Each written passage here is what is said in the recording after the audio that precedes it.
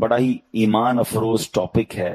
جس رب نے ہمیں بنایا، جو خالق ہے، جو مالک ہے، جو ہم پر ہماری ماں سے کئی گنا زیادہ مہربان، بلکہ سب مہربانوں پر مہربانی کرنے والا وہی ہے، وہ ہمارا خالق و مالک، ہمارا پیارا اللہ ہے. ایک بڑی خوبصورت قرآن پاک کی صورت ہے جو سب کو یاد ہے، مگر اس خوبصورت صورت کا جو شان نزول ہے، پہلے میں وہ بیان کرتا ہوں، پھر آپ صورت سمجھ جائیں گے وہ کون سی ہے. اس صورت کا شان نزول یہ ہے کہ کفار نے نبی پاک علیہ الصلوۃ والسلام سے، جب نبی پاک نے ریویل کیا، اسلام کے بارے میں اعلان کیا، اللہ کی طرف بلایا، انہیں بتوں کی پوجا کرنے سے روکا، تو انہوں نے اللہ کے بارے میں سوال کرنا شروع کر دیے. اور بڑے عجیب و غریب سوال تھے ان کے کوسچنز بڑے یونیک تھے. وہ کہتے ہیں کہ کوئی کہتا اللہ کا نسب کیا ہے، تو اس کے خاندان کیا ہے. کوئی کہتا کہ وہ سونے کا ہے یا چاندی کا ہے، وہ لوہے کا ہے یا لکڑی کا ہے، کس چیز کا ہے، وہ کھاتا کیا ہے، پیتا کیا ہے، ربوبیت اس کو کیسے ملی، کسی ورثے میں ملی ہے اسے، اور اس کا وارث کون ہوگا. عجیب عجیب ان کے سوالات تھے. اللہ کریم نے ان سب کا جواب دینے کے لیے قرآن پاک کی یہ سورت نازل فرمائی. اب یہ سورت کون سی بتاتا ہوں، مگر پہلے اس سے ایک اور اس سورت کی فضیلت بیان کر دیتا ہوں کہ حضرت عائشہ صدیقہ رضی اللہ تعالیٰ عنہ فرماتی ہیں کہ نبی پاک علیہ الصلوۃ والسلام نے ایک لشکر روانہ کیا جہاد کے لیے، اور ایک شخص تھے اس میں، وہ اپنے ساتھیوں کو اس میں نماز پڑھاتے تھے. تو روزانہ نماز میں، ہر نماز میں سورہ فاتحہ کے بعد یہی والی سورت پڑھتے تھے. جب لشکر واپس آیا تو نبی پاک علیہ الصلوۃ والسلام سے کسی نے بات ذکر کر دی، حضور یہ جو ہمارے امام صاحب تھے یہ تو ہر نماز کی ہر رکعت میں سورہ فاتحہ کے بعد یہی سورت پڑھتے تھے. تو پیارے آقا علیہ الصلوۃ والسلام نے انہیں بلایا، فرمایا اس سے پوچھو کیوں ایسا کرتے تھے. تو جب لوگوں نے ان سے پوچھا، فرمایا یہ سورت تو رحمان کی صفت ہے، اس وجہ سے مجھے بڑی پسند ہے، میں پڑھنا پسند کرتا ہوں. تو نبی پاک نے فرمایا کہ اسے بتا دو کہ اللہ تعالیٰ بھی اس سے محبت فرماتا ہے. یہ ایسی صورت ہے کہ جو اس سے محبت کرتا ہے، جو اس کو زیادہ پڑھتا ہے، اسے رب بھی محبت فرماتا ہے. ہائے ہائے. نبی پاک علیہ الصلوۃ والسلام سے ایک شخص نے عرض کی، حضور مجھے اس صورت سے بڑی محبت ہے. تو اللہ کے حبیب فرماتے ہیں اس کی محبت تجھے جنت میں داخل کر دے گی.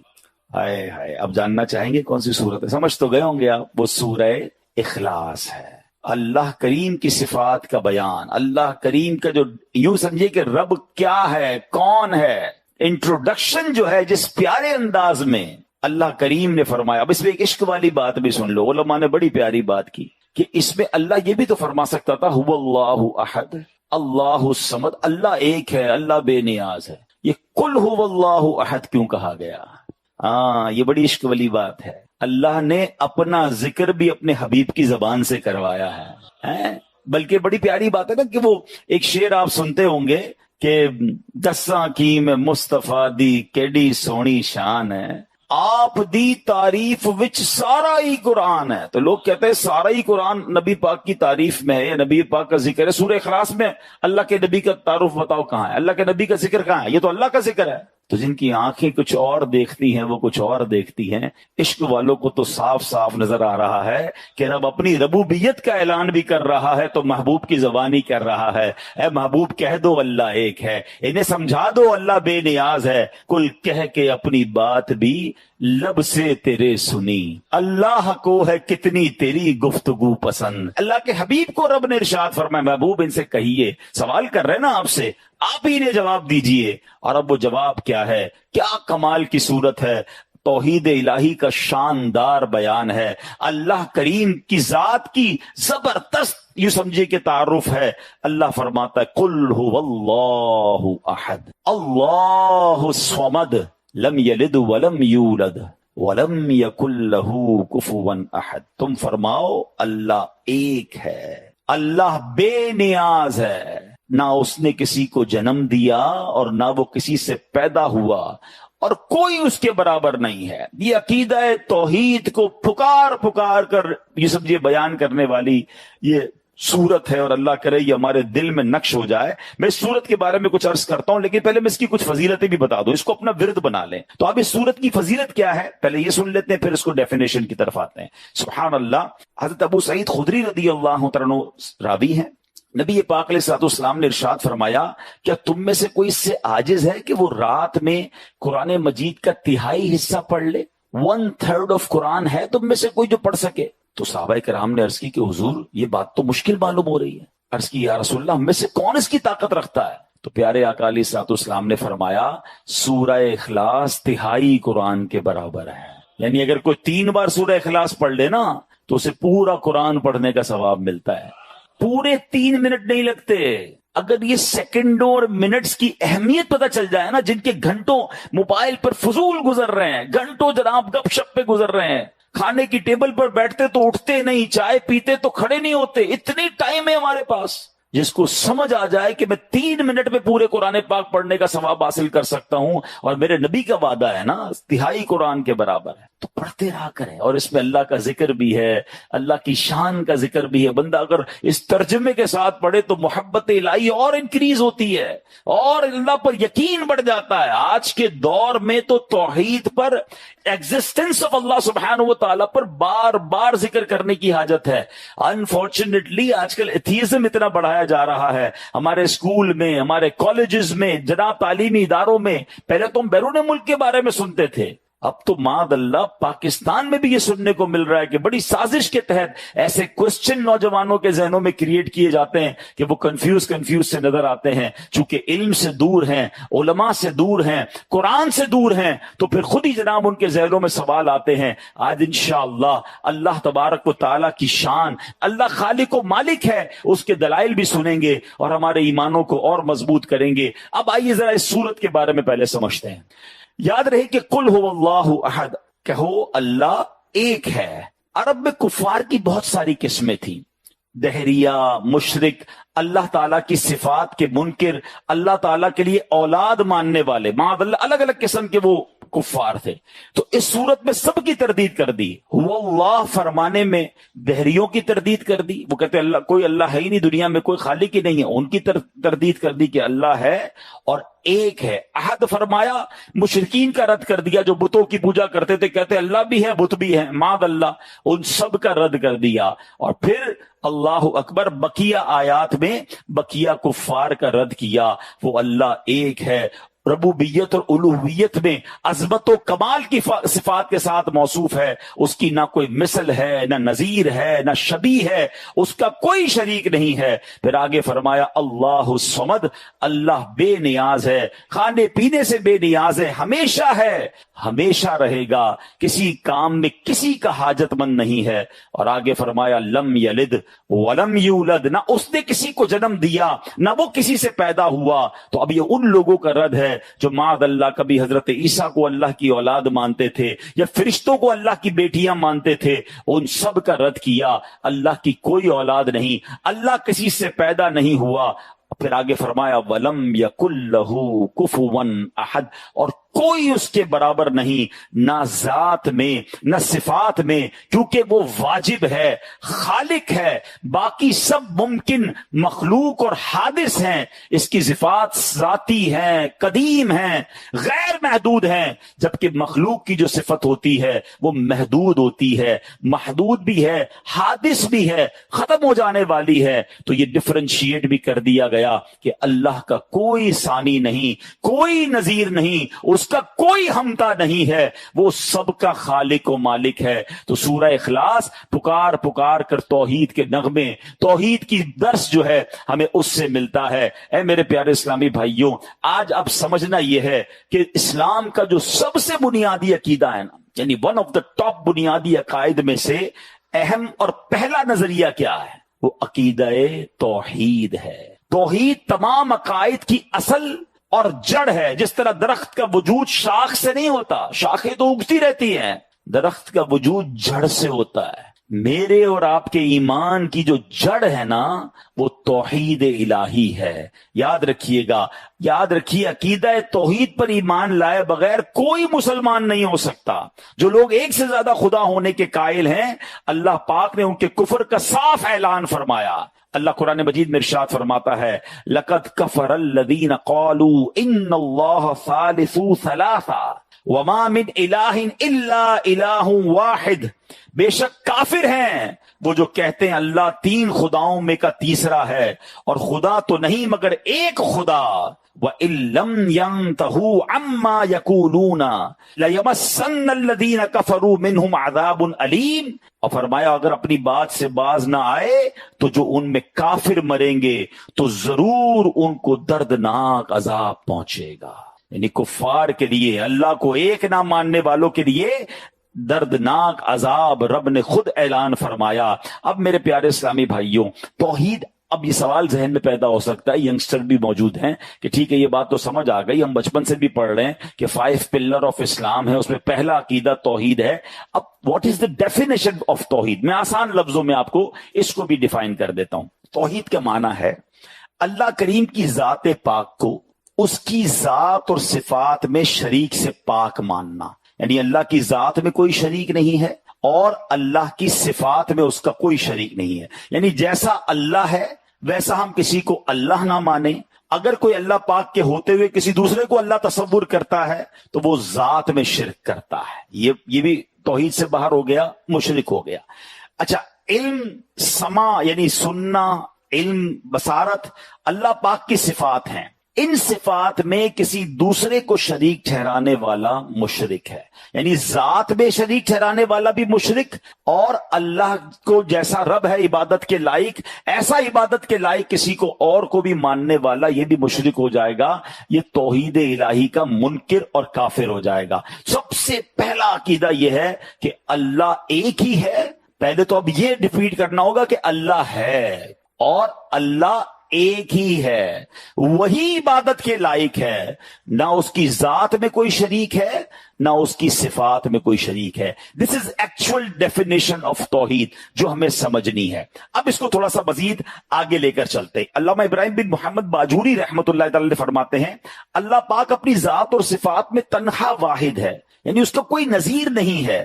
ذات کے واحد ہونے کا یہ مطلب ہے کہ وہ اجزاء سے مل کر بنے ہونے میں پاک ہے. ٹھیک ہے نا، اس کی باڈی معاذ جس طرح ہم اپنی باڈی ہوتی ہے، ہم کہتے ہیں مختلف اجزاء سے مل کر بنی ہے. اللہ اس طرح اجزاء سے مل کر بننے سے پاک ہے. صفات میں تنہا ہونے سے مراد یہ ہے کہ جن سے صفت جیسے علم یا قدرت میں کثرت سے پاک ہے، جیسے 2 یا اس سے زیادہ قدرتیں، 2 یا اس سے زیادہ علم، اس طرح افعال میں یکتا ہونے کا معنی یہ ہے کہ اللہ پاک کے افعال میں نہ تو کوئی دوسرا شریک ہے اور نہ ہی اس کا کوئی مددگار. اب یہاں بڑا اہم کوسچن، جب بھی توحید پر بات ہوتی ہے نا تو کچھ کنفیوژنز پھیلا دی جاتی ہیں. اب سوال پیدا ہو سکتا ہے کہ علم اللہ پاک کی صفت ہے، اگر کسی دوسرے کے لیے علم ثابت کریں تو کیا یہ شرک ہے؟ سمیع، سننے والا، یہ اللہ پاک کی صفت ہے، اگر کسی دوسرے کو بھی سننے والا کہیں تو کیا یہ شرک ہے؟ اب یہ بڑا حیات، ہمارا زندہ ہونا، اللہ تو حی قیوم ہمیشہ رہنے والا ہے، ہم بندوں کو بھی کہتے ہیں یہ بھی زندہ ہے، تو کیا یہ بھی شرک ہو جائے گا؟ یہ جب آپ آج عقیدہ توحید کی یہ باریک لائن سمجھ جائیں گے نا تو آئندہ شرک اور توحید میں فرق کرنے کا آپ کا مسئلہ ہمیشہ کے لیے سالو ہو جائے گا. اب ذرا غور سے سمجھیے، اس کا جواب سنیے گا. یاد رکھیے کہ اللہ پاک کی حیات پر تو سب کا ایمان ہے، اور وہ تمام جنہیں اللہ پاک نے صفت حیات عطا فرمائی ہے وہ سب اس صفت کے حامل ہیں. بس ہم نے اپنے لیے بھی حیات کو تو صفت مانا ہے نا، ہم بھی تو زندہ ہیں، مگر ہم کیا کہتے ہیں ہمیں زندگی دینے والا کون ہے؟ ہماری زندگی ٹیمپریری ہے، ہماری زندگی دینے والا کون ہے؟ اللہ تعالیٰ ہے. اللہ بھی حی ہے، اس وقت میں بھی زندہ ہوں، آپ بھی زندہ ہیں، مگر ہمیں زندگی دینے والا رب ہے، اور رب کو زندگی دینے والا کوئی نہیں ہے. وہ ساری کائنات میں زندگی بانٹنے والا ہے، مگر میری زندگی محدود، میری حیات محدود، میں نہیں تھا، معدوم تھا اور اس دنیا میں آیا ہوں. دنیا میں پہلے ہم نہیں تھے، we are not existing، ہم ایگزسٹ نہیں کر رہے تھے، ہم نہ ہونے سے ہونا ہوئے اور تھوڑے عرصے بعد پھر نہ ہونا ہو جائیں گے. معدوم سے حاضر ہوئے، ظاہر ہوئے، پھر معدوم ہو جائیں گے. اللہ ایسا نہیں معاذ اللہ کے پہلے رب نہیں تھا پھر رب آیا. رب ہمیشہ سے ہے، ہمیشہ رہے گا. جس دن یہ ڈفرینشیٹ آپ نے کر لیا تو پھر تو یہ شرک نہ ہوا. اگر کوئی یہ مانے جیسا اللہ حی ہے، جیسا اللہ قیوم ہے، جیسا اللہ کی حیات ہے ایسا اس بندے کی حیات ہے، پھر تو یہ صاف شرک ہو جائے گا. اور دنیا میں کوئی کسی کے لیے ایسا نہیں مانتا. بالکل اسی طرح اللہ سمیع ہے، سننے والا ہے، میں بھی سن رہا ہوں، آپ بھی سن رہے ہیں. کسی کے ذہن میں خیال نہیں آتا کہ یار یہ شرک ہو رہا ہے، اس لیے شرک شرک نہیں ہو رہا کہ اللہ کا سننا سبحان اللہ اس کی شان اور ہے. اللہ نے ہمیں یہ سعادت دی ہے کہ ہمارے کان سنتے ہیں، مگر ہم نے اللہ سے لیا ہے، اللہ نے کسی سے نہیں لیا ہے. ہمارے علم جو ہے، کئی لوگ علماء ہوتے ہیں، دنیا کے علوم بھی سیکھتے ہیں. اللہ بھی علیم ہے، نام سنا ہے نا رب کا علیم، علیم الخبیر. اللہ خبردار بھی ہے، غیبوں پر بھی خبردار ہے، اور اللہ علیم ہے. تو اللہ علیم علم والا ہے. آج لوگ کہتے یہ بھی بڑے عالم صاحب ہیں، تو کیا شرک ہو جائے گا؟ نہیں جناب، ان کا علم محدود ہے، رب تو علم دینے والا ہے. جب اس بات کو آپ سمجھ جائیں گے تو کبھی شرک کی ڈیفینیشن میں کنفیوژن نہیں ہوگی کہ اگر بندہ کسی اللہ والے کے لیے، کسی بڑی ہستی کے لیے کوئی علم، کوئی طاقت یا کوئی بھی اس کا جناب عمل مانتا ہے، تو ہمیشہ ذہن میں یہی ہوتا ہے کہ یہ محتاج ہیں، اللہ نے انہیں دیا ہے اور اللہ کی عطا سے انہیں ملا ہے. تو شرک تو ختم ہو گیا نا. شرک یہ ہوتا ہے کہ جب یہ بندہ کہہ دے کہ فلاں نبی، فلاں صحابی، فلاں ولی جو ہیں یہ اللہ کی طرح ہیں، انہوں نے اللہ سے لے کر نہیں، خود اپنی طرف سے ہمیں دیا یا اپنی طرف سے دنیا کو نوازتے ہیں، جناب یہ شرک ہو جائے گا. تو جب یہ ڈیفینیشن میرے اور آپ کے ذہن میں کبھی بھی نہیں آتی، ہم کبھی کبھی کہتے ہیں ڈاکٹر بڑا اچھا ڈاکٹر ہے یار، اس کے پاس جاؤ بڑی شفا ہے اس کے ہاتھ میں، تو جناب یہ تو پھر شرک ہو جانا چاہیے. شفا دینے والی ذات تو رب کی ذات ہے، مگر وہاں کسی کے ذہن میں بھی یہ بات نہیں آتی. سمجھ آ جاتی ہے کہ شفا تو رب نے دینی ہے، اللہ نے اسے وسیلہ بنایا ہے. تو اصل ظاہر خالق حقیقی رب ہے، فاعل حقیقی رب ہے، وہی سب کو دینے والا ہے. ہاں آج دنیا میں جس طرح میں اور آپ ایک دوسرے کے بارے میں بات کرتے ہیں، یار یہ بڑی مدد کرتا ہے، یہ بڑا اچھا انسان ہے، احسان کرتا ہے، تو مجھے بتاؤ مددگار تو رب ہے، اللہ دینے والا ہے. آپ کیسے کسی بندے کے بارے میں کہہ سکتے ہیں یہ مدد کر رہا ہے؟ تو جناب آپ کہیں گے یار یہ تو بندے کی مدد ہے، اس کو بھی تو رب نے دیا ہے، یہ اللہ کا محتاج ہے، اللہ نے اسے دیا تو یہ میری مدد کرتا ہے، اللہ نے طاقت دی ہے اس لیے یہ سپورٹ کر رہا ہے. تو یہی تو بات شرک اور توحید میں سمجھنے والی ہے. کچھ لوگوں نے جناب شرک کی تسبیح پکڑ لی ہے، ہر کام کے اندر شرک شرک کہا کرتے ہیں.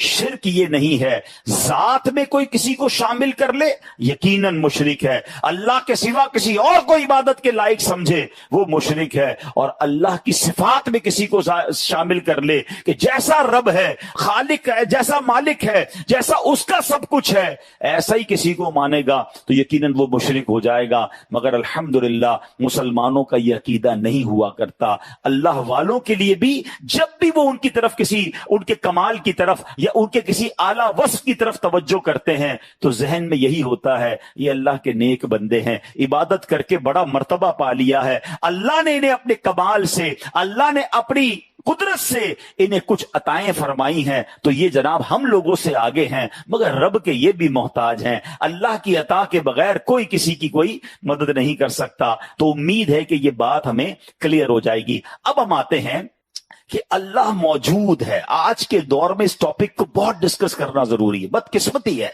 کہ مسلمان کہلانے والوں کے ذہنوں میں بھی اب وسوسے کریٹ کیے جا رہے ہیں. تو کچھ بڑی خوبصورت باتیں انشاءاللہ ہم سنیں گے جو انشاءاللہ مزید عقیدہ توحید پر ہماری رہنمائی بھی کریں گی. بیسک آف ایمان کی بات ہو رہی ہے، اور انفارچونیٹلی آج کل نوجوانوں میں ایسی محفلوں میں بیٹھ رہے ہیں کہ وہاں اللہ کے ایگزسٹنس پر کلام ہو رہا ہے کہ یار یہ کائنات ایسے ہی بن گئی ہے، بگ بینگ تھیوری ہے، اور عجیب عجیب سائنسی تھیوریاں پیش کرتے ہیں. سوشل میڈیا کا زمانہ ہے، لوگ ویڈیو دیکھ کے کنفیوز ہو جاتے ہیں. تو پہلے سب سے مضبوط میرا اور آپ کا یہ عقیدہ ہونا چاہیے. اب آئیے سبحان اللہ، اب خدائے بزرگوں برتر کے ہونے کی دلیل کیا ہے؟ اب کچھ دلیلیں سنیے گا. یاد رکھیے کہ اللہ عز و جل کا موجود ہونا آفتاب سے زیادہ روشن ہے. اس کی ذات کا یقین ہر شخص کی فطرت میں داخل ہے، خصوصاً مصیبتوں، بیماریوں، آفتوں میں. یہ انسان کی فطرت ہے کہ جب بڑی مصیبت میں آتا ہے نا، بڑے سے بڑا منکر بھی جو ہے نا وہ پھر اللہ کی طرف رجوع کر لیتا ہے کہ یار اب پھنس گیا ہوں، اب دعا کروں. اب کسی کو کہتا ہے اللہ سے دعا کر دو، اب اسے یاد آتا ہے کہ کوئی ہے خالق، کوئی ہے مالک جس کی طرف میں نے رجوع کرنا ہے. جب پریشان ہوتا ہے تو اسے رب کی یاد آتی ہے. اور تھوڑی سی عقل والا انسان بھی اگر صرف اس دنیا پر نظر کر لینا تو یقین کر لیتا ہے کہ بے شک یہ آسمان و زمین، یہ ستارے، یہ سیارے، انسان و حیوان، تمام مخلوق کسی نہ کسی کسی کے پیدا کرنے سے پیدا ہوئی ہے. ارے آخر کوئی تو ہے جو انہیں پیدا کر رہا ہے، جس طرح چاہتا ہے اس میں تصرف کرتا ہے. کیونکہ جب ہم کسی تخت یا کرسی کو دیکھتے ہیں، مثال کے طور پر یہ میری ڈیسک ہے، آپ کسی بھی کرسی کو دیکھیں، دیکھتے ہی خیال کیا آتا ہے کہ اس کو کسی نے بنایا ہوگا، یہ خود بخود بن نہیں سکتی ہے. تو ذرا بتاؤ نا، اتنی بڑی دنیا، اتنا بڑا سسٹم جو بہت خوبصورت انداز میں چل رہا ہے، کیا کسی نے نہیں بنایا ہوگا؟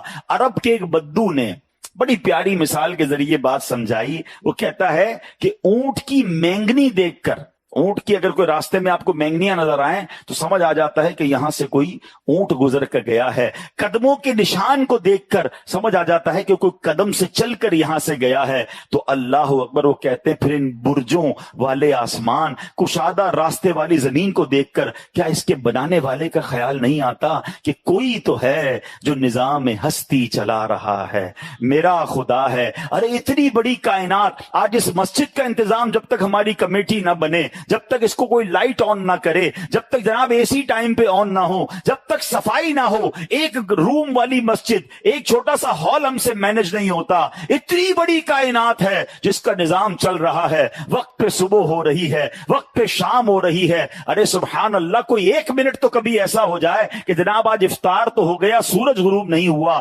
جس وقت لکھا اس وقت سورج غروب ہو رہا ہے، اس وقت سورج طلوع ہو رہا ہے. ارے کائنات کتنے نظم و ضبط کے ساتھ چل رہی ہے، تو کوئی تو ہے جو نظام ہستی چلا رہا ہے، وہ میرا خدا ہے. ابھی آگے سنتے چلے جائیے. اب جناب لوگ کہتے ٹھیک ہے ایک نہیں بعد اللہ، کچھ لوگ ایک سے زائد خدا کے جو ہے وہ قائل ہیں کہ جناب اللہ بھی ہے اور کچھ اور بھی خدا ہیں. معاذ اللہ. اب ذرا یاد رکھیے، ایک شہر میں دو بادشاہ نہیں ہو سکتے، ایک گاڑی کے دو ڈرائیور نہیں ہو سکتے، ایک ٹیم کے دو کپتان نہیں ہو سکتے. کیونکہ جب بھی آپ دو لوگوں کو اتھارٹی دیں گے تو آپس میں کلیش ہوگا، اور جب کلیش ہوگا تو سسٹم ڈسٹرب ہونا شروع ہو جائے گا. سبحان اللہ.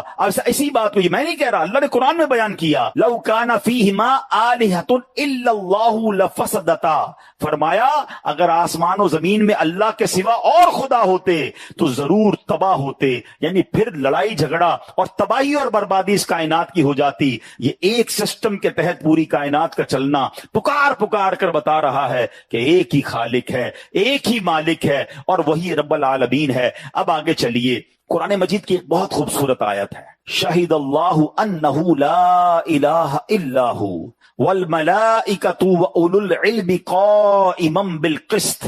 ترجمہ، اللہ نے گواہی دی کہ اس کے سوا کوئی معبود نہیں، اور فرشتوں نے اور عالموں نے انصاف سے قائم ہو کر. اب اس آیت کا شان نزول سنیے گا. ایک وقت ایسا تھا کہ ملک شام کے علماء سے دو افراد نبی پاک کی خدمت میں حاضر ہوئے. جب انہوں نے مدینہ طیبہ کو دیکھا تو ایک دوسرے سے کہا کہ نبی آخر الزمان صلی اللہ تعالی علیہ وسلم کے شہر کے بارے میں جو ہم نے اپنی کتابوں میں پڑھا تھا نا، یہ شہر تو ویسا ہی ہے جو اس شہر میں پائی جاتی ہے. پھر نبی پاک کی خدمت میں حاضر ہوئے، پیارے آقا کی صورت دیکھی، آپ کی سیرت دیکھی، آپ کی باتیں سنی تو فوراً پہچان لیا کہ ہماری کتابوں کے مطابق جو آخری نبی کے بارے میں بتایا گیا تھا نا، یہی وہ آخری نبی ہیں. پھر نبی پاک سے سوال کیا کہ آپ ہی محمد صلی اللہ علیہ وسلم ہیں؟ نبی پاک نے فرمایا ہاں. انہوں نے عرض کیا ہم آپ سے ایک سوال کریں گے، اگر آپ نے درست جواب دے دیا تو ہم آپ پر ایمان لے آئیں گے. تو نبی کریم علیہ الصلوۃ والسلام نے فرمایا سوال کرو. انہوں نے عرض کیا کتاب اللہ میں سب سے بڑی شہادت کون سی ہے، سب سے بڑی گواہی کون سی ہے؟ تو یہ آیت نازل ہوئی اور اس کو سن کر وہ دونوں شامی جو لوگ تھے وہ مسلمان ہو گئے. اب یہ آیت کیا ہے، ترجمہ پھر سنو.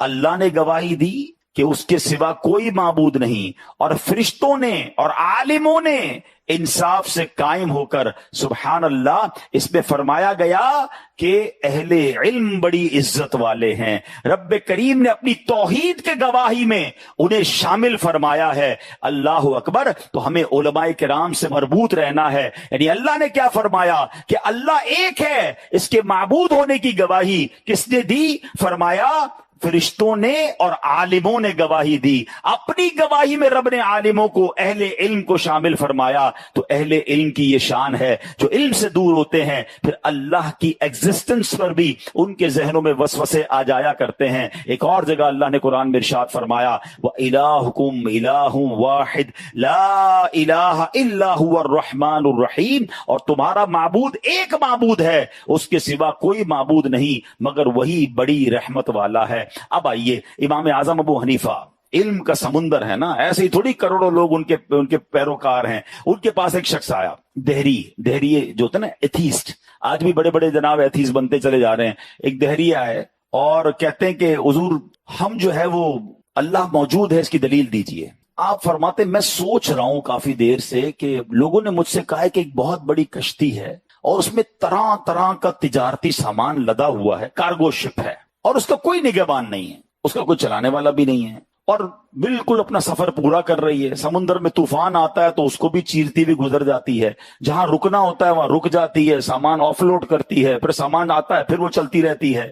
نہ اس کا کوئی چلانے والا ہے، نہ کوئی کیپٹن ہے، نہ کوئی انتظامیہ، خود ہی چل رہی ہے وہ کشتی. دہریے کہتے ہیں حضور کوئی عقل مند انسان ایسی بات کیسے کر سکتا ہے کہ ایک شپ خود ہی چل رہی ہے، کارگو بھی اٹھا رہی ہے، کارگو اتار بھی رہی ہے، ٹائم پہ پہنچ بھی رہی ہے، طوفان کو جناب چیرتی بھی جا رہی ہے. اللہ اکبر. تو امام صاحب کہتے ہیں کہ تمہاری عقلوں پر مجھے ماتم کرنے کو جی چاہتا ہے. ایک کشتی بغیر چلانے والے کے بغیر نہیں چل سکتی، یہ ساری کائنات کیسے چل رہی ہے؟ وہ یہ دلیل سن کر سارے کے سارے جو ہے وہ مسلمان ہو گئے اور جناب اللہ کو پہچان لیا. اسی طرح امام شافعی رحمۃ اللہ تعالی سے سوال ہوا کہ مجھے بڑا پیارا جواب، مجھے بڑا مزہ آیا جب میں نے یہ پڑھا. غور سے سنیے گا. امام شافعی سے سوال ہوا کہ اللہ تعالیٰ موجود ہے، دلیل دیجئے. آپ نے کہا شہتوت کے درخت کے پتے سارے ایک جیسے ہوتے. شہتوت کا درخت دیکھا ہے؟ جو بچوں نے شاید کم دیکھا ہو، پہلے تو ہم اسکولوں میں بھی مارے تھا. بہرحال آپ اس کو آسان لفظوں میں کسی بھی درخت کے پتے سمجھ لیں، لیکن شہتوت ایک باقاعدہ پھلی ہے اور بڑا اچھا پھل ہوتا ہے. تو شہتوت کے درخت کے بارے میں آپ نے مثال دی. آپ کہتے سارے پتے ایک جیسے ہیں، ایک ہی ذائقے کے ہیں. کیڑے، شہد کی مکھی، گائیں، بکریاں اور ہرن سب اس کو کھاتے ہیں یا کچھ چاٹتے ہیں. فرمایا اسی پتے کو کھا کر اگر کیڑا کھاتا ہے ریشم کا تو اس سے ریشم بن جاتا ہے. شہد کی مکھی اسے چاٹتی ہے تو اس سے شہد بن جاتا ہے. ہرن اسے کھاتا ہے تو اس کے اندر مشک بن جاتا ہے. ہرن کے اندر ایک مشک ہوتا ہے، نافع ہوتا ہے جو بڑی زبردست خوشبو ہوتی ہے.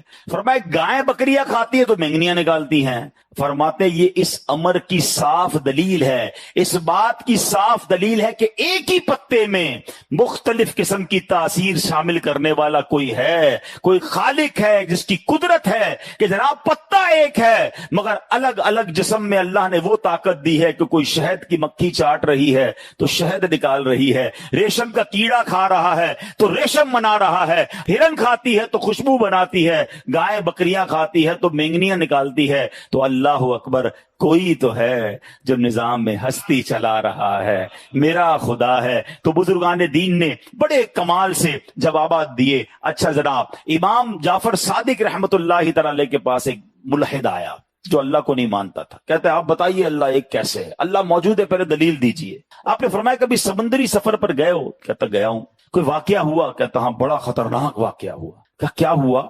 کہ ایک دن سمندری سفر کے درمیان میں تھا تو بڑا طوفان آیا، میری کشتی ٹوٹ گئی، کئی لوگ ڈوب گئے اور میں جو ہے وہ ٹوٹی ہوئی کشتی کے تختے کو پکڑا. تو امام جعفر صادق نے فرمایا کہ پہلے تو سمندری سفر جب تم نے شروع کیا تو کس پر بھروسہ تھا؟ کشتی پر بھروسہ. کشتی ٹوٹ گئی، تختے کو پکڑ لیا، اب کس پر بھروسہ تھا؟ کہ حضور اب میرے تختے پر بھروسہ تھا. جب یہ ختم ہو گئے تو پھر کیا ہوا؟ وہ کہتے ہیں حضور یہ ہوا کہ مجھ سے تختہ بھی چھوٹ گیا ہے، اب میں تنہا، سمندر کی موجیں ہیں. فرمایا اس وقت کس پر بھروسہ تھا؟ جو اس وقت بھی زندہ رہنے کا جو بھروسہ تھا نا، جو امید کی کرن تھی، وہی اللہ تبارک و تعالی، وہی اللہ کی شان ہے کہ جب سارے اسباب ختم ہو جائیں پھر بھی دل میں ایک ہوپ باقی رہتی ہے کہ کوئی ہے جو مجھے بچا لے گا، کوئی ہے جو مجھے نکال لے گا. فرمایا وہی جو تمہیں تختہ بھی ختم ہونے پر امید دلا رہا تھا، وہی رب عز و جل کی قدرت ہے. مان لو کہ اللہ نے تمہیں بچایا ہے. وہ ملحد کہتا ہے جناب آپ نے بالکل صحیح بات کی، کشتی پہ گیا تو کشتی بڑی مضبوط تھی، میرا بھروسہ کشتی پر تھا، مجھے پتا تھا چلانے والے بھی مضبوط ہیں اور ان کو سوئمنگ بھی بڑی اچھی آتی ہے، مگر طوفان آیا تو کشتی ٹوٹ گئی، میرے سامنے بڑے بڑے سوئمر ڈوب گئے. اب میں نے تختہ پکڑ لیا، میں نے کہا یہ تختہ مجھے بچا لے گا. کچھ عرصے بعد تختہ بھی ہاتھ سے گیا، اب میں تھا اور سمندر کی موجیں تھیں، مگر دل میں پھر بھی ایک امید کی کرن تھی کہ میں بچ سکتا ہوں. فرمایا وہی تو تھا، وہی تو رب ہے جس نے تجھے اس تکلیف میں بھی تنہا نہ چھوڑا اور تیرے دل میں امید جگائے رکھی. تو اللہ ایک ہے، اللہ موجود ہے. سبحان اللہ. چلے میں آج کی دنیا کی بات کر لیتا ہوں. 8 अरब 8 बिलियन, जाइए जरा वर्ल्डोमीटर के ऊपर, इस वक्त दुनिया की आबादी 8 अरब को टच कर रही है। 8 अरब लोग इस दुनिया में मौजूद हैं। हम इस वक्त मस्जिद में कितने लोग हैं? आपने पूरी दुनिया में ट्रेवल किया होगा, कभी आपको एक जैसा दूसरा बंदा नहीं मिला होगा। ये कैसी ड्राइंग है, ये कैसी जनाब अल्लाह की कुदरत के शाहकार हैं। अरे कहीं और ना देखो, अपनी जात में अल्लाह की कुदरत को तलाश करे तो बंदा हैरान हो जाता है। कभी आपको इसको एक्सपीरियंस करना हो ना, अगर यहां पर मेरा ख्याल है वो बैठे हो, आर्किटेक्चर लोग बैठे हो जिनको ड्राइंग वगैरह करने का तजुर्बा होता है, कभी उनसे पूछें कि अलग अलग शेप बनाना कितना मुश्किल है। उनको कहो 200 किस्म की बिल्डिंगें बना दो, वो परेशान हो जाएंगे कि भाई 10-15 बनवा लो, 20 बनवा लो, 200, अच्छा 2000 बना दें। मैं पागल हो गए हो, 20,000 बना दें और परेशान हो जाएंगे। जिंदगी में कुछ एक ही जैसी चीजें बहुत सारी नहीं बनाई जा सकती। आपने बंगलों की डिजाइन बनाई होंगी, अपने घर बनाए होंगे, घर को कितनी तरीके से डिजाइन कर सकते हैं आप, कितने कितने शेप बना सकते हैं। कभी कागज का पेन लेके बैठिए, आपको खैर इंसानी तस्वीर तो नहीं बनानी चाहिए, आप अपना जरा खाने बनाइए, ट्रायंगुलर बना लेंगे, स्क्वायर बना लेंगे, सर्कल बना लेंगे, और बनाइए, कितने बनाएंगे। थोड़ी देर के बाद आप कहेंगे भाई इससे ज्यादा नहीं बन सकते। अल्लाह अकबर, रोज दुनिया में हजारों लोग पैदा हो रहे हैं, रोजाना नई शक्ल के हैं। अच्छा सिर्फ शक्ल अलग नहीं है, हाँ हमारी आवाज भी अलग है। देखा है दूसरी आवाज वाला, हम आवाज से फोन पे पहचान लेते हैं। अस्सलाम वालेकुम कहता है, हाँ भाई कैसे, हबीब भाई, सलमान भाई, सादिक भाई, फौरन क्लिक क्यों होता है। आवाज भी 8 अरब लोगों की अलग है। अभी रुको, अभी आगे चलते हैं, अभी आगे सिर्फ आवाज अलग नहीं है, हमारे फिंगरप्रिंट्स अलग हैं। कभी देखा है अब तो एयरपोर्ट के अंदर अब चेकिंग ही फिंगरप्रिंट की होने लगी है। यानी इतनी एक अंगूठा है, मुझे बताओ तो सही, 8 अरब लोग। अच्छा ये 8 अरब तो मैं कह रहा हूं ना, अरबों चले गए और अरबों आएंगे। मेरे रब की कुदरत का शाहकार तो देखें, साइंस अल्लाह की कुदरत को कैसे एक्सेप्ट कर रही है कि यार अंगूठे सबके अलग होंगे, कभी दूसरा अंगूठा एक दूसरे का मैच नहीं हो सकता। सिर्फ अंगूठे नहीं, हमारी आई की जो आंख के अंदर पुतली है, अब तो आई स्कैनिंग शुरू हो गई ना एयरपोर्ट पे, कि आंखों की तस्वीर लेके पता चल जाता है बंदा कौन है। थोड़े अरसे की बात है, ये पासपोर्ट वगैरह सब खत्म हो जाएंगे, सिर्फ आपकी आंख होगी। अब दुनिया में कई जगहों पर फिंगरप्रिंट पे आपके क्रेडिट कार्ड आ चुके हैं, पर आप फिंगरप्रिंट दे और पैसे ले जाएं, पैसे दे दें, बैंक अकाउंट चल रहे हैं, क्योंकि आप हैं, हमें पता है। असल तो ये चाहिए होता है ना कि कार्ड वाला बंदा है कि नहीं। अब कार्ड क्यों संभालूं, पासपोर्ट क्यों संभालूं, आगे जाके सब ये खत्म हो जाना है। ये सब आपकी आई स्कैनिंग और फिंगरप्रिंट पे चीजें आ जाएंगे, क्योंकि उनको बंदा मालूम करना होता है। देखिए ना मोबाइल पे कई अकाउंट से जो आई स्कैनिंग से खुल जाते हैं, अब आंख दिखाते हैं वो खुलता है, पेमेंट ट्रांसफर, कोई साइन